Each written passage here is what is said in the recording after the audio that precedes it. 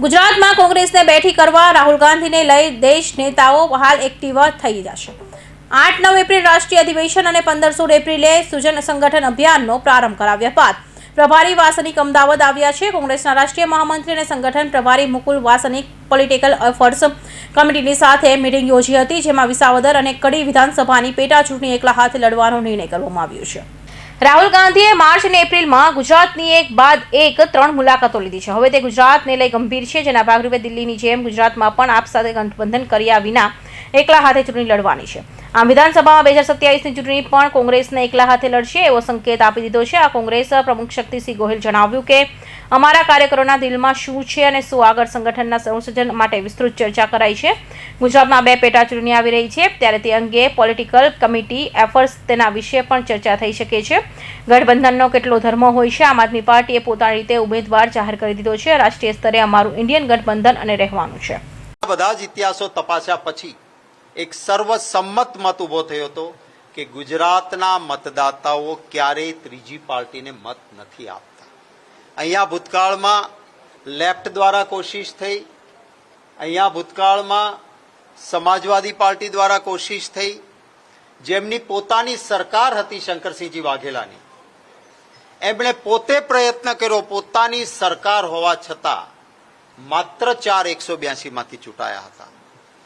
સ્વર્ગસ્થ ચિમનભાઈ પટેલે મને કહેલું હતું જ્યારે કોંગ્રેસમાં મર્જ થયા ત્યારે કે મેં અલગ પાર્ટી બનાવીને પ્રયત્ન કર્યો, પટેલોનો પાવર, મારી સમજણ, રાજકીય કુને બધું, પરંતુ ગુજરાતી મતદાર ત્રીજી પાર્ટીને મત આપતો નથી અને એટલે મેં નિર્ણય કર્યો કે પાછું કોંગ્રેસમાં જ વિસર્જન કરીશ।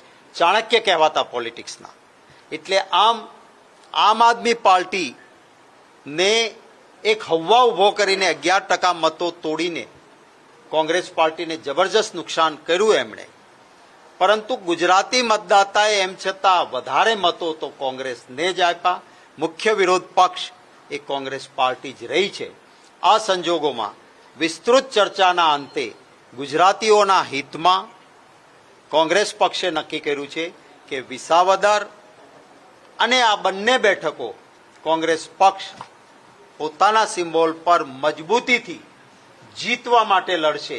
રાજ્યની પરિસ્થિતિમાં રાજ્ય પોતાની રીતે પ્રમાણે નિર્ણય કરતા હોય છે। જેમ કે હું હરિયાણાનો પ્રભારી હતો ત્યારે જાણતો હતો કે હરિયાણામાં કોંગ્રેસની સરકાર બની રહી છે એવું દિવાલ પર લખેલું હતું। આમ આદમી પાર્ટી સંગઠન ત્યાં 0 હતો, પરંતુ આમ આદમી પાર્ટીને હુડાને કેટલીક સીટો ઓફર કરવા છતાં ઠોકર મારી એકલા હાથે ચૂંટણી લડી અને હરિયાણામાં પરિણામો ખરાબ આવ્યા। રાષ્ટ્રીય કક્ષાએ નિર્ણય થયો કે ઇન્ડિયા ગઠબંધનમાં સાથે રહેવાનું છે, એટલા માટે હું જ્યાંનો પ્રદેશ પ્રમુખ છું તે જિલ્લો છોડવા મારા માટે મુશ્કેલ હોય, અમારી ઇમોશનલ ફિલિંગ હોવા છતાં ભરૂચ અને ભાવનગર અમે છોડ્યું હતું। રાજ્ય કક્ષાએ અમારો નિર્ણય લેવાનો છે, ત્યારે આજની પોલિટિકલ એફર્ટ્સ કમિટીમાં વિસ્તૃત ચર્ચા અને અંતે ભૂતકાળના ઇતિહાસ પછી સર્વાનુમતે નિર્ણય લેવાયો કે ગુજરાતની જનતા ત્રીજી પાર્ટીને મત આપતી નથી। ભૂતકાળમાં કોઈ પાર્ટીને વધુ મત મળ્યા નથી।